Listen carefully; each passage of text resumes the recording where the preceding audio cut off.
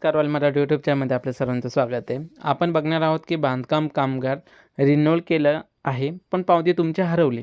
तर या ठिकाणी तुम्ही परत पावती कशी काढली जाते तेही तुमच्या मोबाईलच्या साहाय्याने, तेही फक्त 5 मिनिटामध्ये. तुमची रिन्यूअल केलं, पावती हरवली, तर या ठिकाणी आपण ऑनलाईन काढणार आहे. याच्यासाठी लागणार आहे आपल्याला तुमचं आधार कार्ड या ठिकाणी लागणार आणि mobile number. A to Z process बघा. चला तर सर्वप्रथम तुम्हाला यायचं आपल्या फोनवरच्या क्रोम ब्राउझरवर.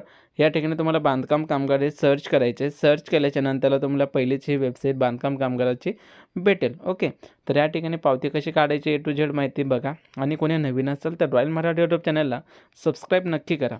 तर या ठिकाणी बघा, स्क्रोल करून घ्यायचे.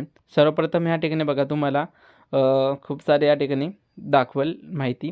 त्याच्यानंतरला आपल्याला बांधकाम कामगार प्रोफाईल लॉग इन या ऑप्शनवरती तुम्हाला क्लिक करून घ्यायचं.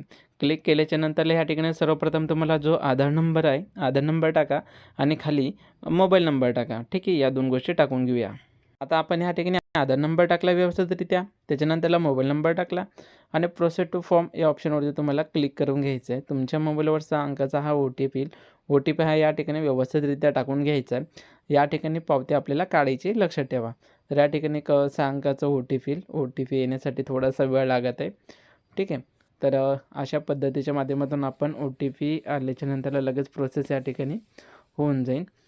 आणि तसेच स्कॉलरशिप वगैरे कसे भरतात, काय भरतात, हेही आपण नेक्स्टवाल्या व्हिडिओमध्ये तुम्हाला सांगू. कशा पद्धतीच्या माध्यमातून या ठिकाणी तुम्हाला भरले जातात स्कॉलरशिपचे फॉर्म वगैरे.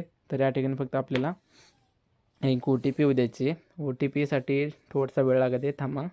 या ठिकाणी बघा आपल्याला OTP आली. OTP 6 अंकाची असते. या ठिकाणी आपण OTP आली याला या ऑप्शनवरती तुम्हाला क्लिक करून घ्यायचं आहे. क्लिक केल्याच्या नंतरला या ठिकाणी बघा ॲप्लिकेशन नेम, जसं की तुमचं नाव दाखवून, मोबाईल नंबरचे 4 अंक दाखवून, त्याच्यानंतरला जन्मतारीख दाखवून, तुमचा आधार नंबर दाखवून, त्याच्यानंतरला ॲप्लिकेशन स्टेटस दाखवल.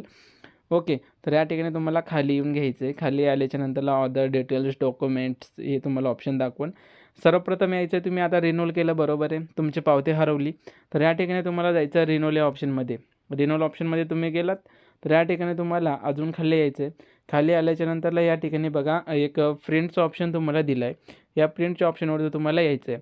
तर या ठिकाणी बघा कामगाराचे नाव, जसं की तुम्ही फॉर्म ऑनलाईन केला, कधी केला, काय केलं, ही डिटेल तुम्हाला दाखवेल. त्याच्यानंतरला या ठिकाणी तुमचा नोंदणी क्रमांक दाखवेल. तसेच या ठिकाणी बघा तुम्हाला तुमचा जो कामगारची जी तारीख देईल होती, ठीक आहे, जी पावती तुम्हाला हरवली, तर या ठिकाणी बघा आपल्याला मूळ पत्रे घेऊन कधी जायचं, जसं की आपला रिन्यूअल करण्यासाठी या ठिकाणी 11/12/2026. ओके, तर या ठिकाणी आपल्याला एक तारीख दिली, या तारखेला आपलं रिन्यूअल होणार आहे. तर ही जी पावती तुमची हरवली होती, तर अशा पद्धतीच्या माध्यमातून तुम्हाला आपल्या मोबाईलच्या साहाय्याने ही कामगाराची पावती काढायची. जसे की कोणती पावती, ज्या व्यक्तीनं रिन्यूअल केलं त्यांची पावती हरवली किंवा त्या व्यक्तीला माहीत नाही रिन्यूअल केल्याच्या नंतरला आपली तारीख कधी आली, तर या ठिकाणी तुम्ही बघू शकता. या ठिकाणी तुम्हाला ही तुमची कामगारची पावती या ठिकाणी तुम्हाला सेव्ह करून ठेवायची. ओके, तर अशा पद्धतीच्या माध्यमातून तुम्ही आपले जी कामगाराची पावती आपण या ठिकाणी काढू शकतो.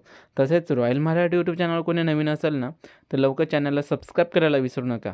व्हिडिओ आवडला लाईक, सबस्क्राईब करा आणि शेअर नक्की